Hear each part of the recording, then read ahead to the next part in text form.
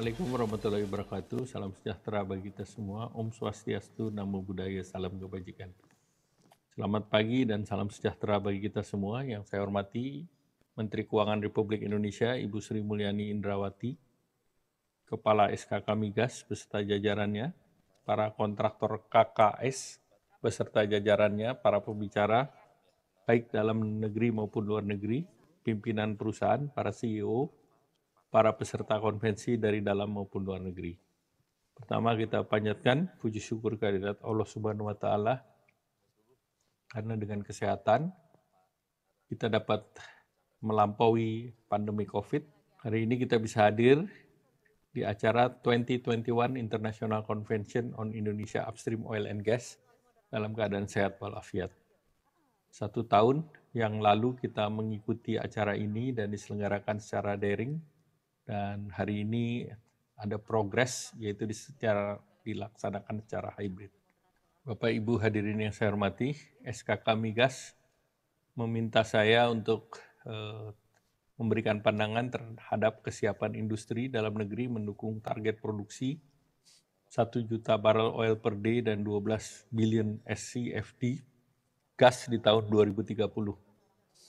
Ini adalah sebuah topik yang sangat menantang, terlebih saat ini Indonesia menghadapi era transisi energi menuju energi hijau. Di berbagai kesempatan, Bapak Presiden selalu mengingatkan agar kita selalu semua bersiap menghadapi era baru tersebut. Beberapa kebijakan yang dilakukan antara lain pengembangan B30 hingga D100, kemudian bioaftur yang harus terus dilakukan, serta penggunaan teknologi ramah lingkungan untuk sektor transportasi maupun industri. Badan usaha yang bersinggungan dengan energi fosil diminta untuk membuat perencanaan matang guna menghadapi era transisi tersebut.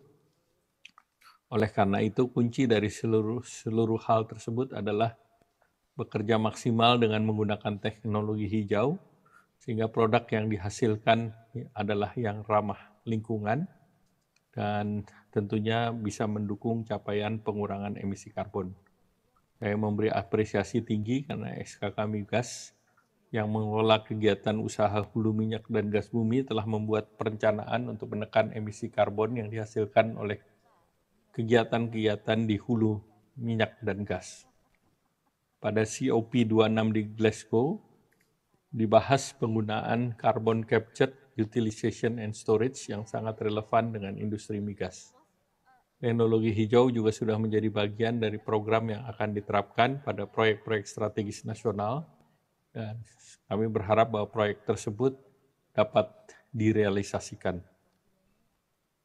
Hal penting yang harus diperhatikan adalah komitmen untuk melakukan transisi energi yang mengarah pada peningkatan penggunaan energi terbarukan. Seiring dengan hal tersebut, pemerintah memperhatikan kecukupan energi dan guna mendukung kegiatan perekonomian. Dengan demikian, Indonesia dapat membuat terobosan dengan percepatan energi terbarukan dibandingkan rencana awal, namun kita tetap membutuhkan minyak dan gas bumi sebagai sumber energi dan bahan baku utama. Bahkan gas sebagai sumber daya energi yang emisinya rendah tentunya mempunyai peran yang dapat ditingkatkan untuk menggantikan energi fosil lainnya.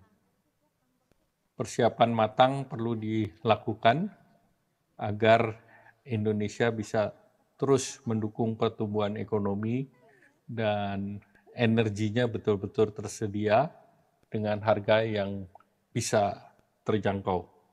Bapak Ibu yang kami hormati, industri hulu migas punya peran penting untuk meningkatkan dan juga menciptakan multiplier effect bagi industri hilir seperti pupuk dan petrokimia. Di tahun lalu, Kementerian ESDM memberikan support untuk harga gas pada industri tertentu agar kompetitif, sehingga banyak sektor hilir yang saat ini mampu bersaing dan mengekspor produknya. Kebijakan tersebut perlu diapresiasi dan diharapkan agar hilir daripada kegiatan hulu migas dapat berkembang, sehingga tidak hanya berkontribusi kepada pendapatan negara, tetapi juga memberikan efek penciptaan lapangan pekerjaan, dan mendorong ekonomi makro. Atas alasan ini, peningkatan produksi yang diusahakan sebesar 1 juta barrel oil per day dan juga 12 miliar standar kaki kubik di tahun 2030 menjadi tantangan yang tentunya perlu untuk dibuatkan roadmap agar bisa dicapai.